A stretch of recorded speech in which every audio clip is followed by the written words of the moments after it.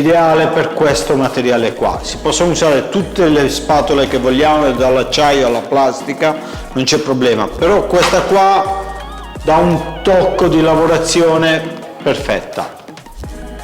Quindi prepariamo sempre le nostre pareti con il nostro primer e dopodiché siamo pronti ad applicare la prima mano. Se non siamo soddisfatti della prima mano di Alcantara, perché al tatto è un po' ruvidino, però vi assicuro che è veramente bellissimo, possiamo andare su a dare una seconda mano. Quindi con la seconda mano cosa succede? Andiamo a chiudere tutti i pori che ci sono della prima mano e poi man mano, sempre con la nostra spatola Lutz Flex che è flessibile, andiamo a chiudere e a compattarlo.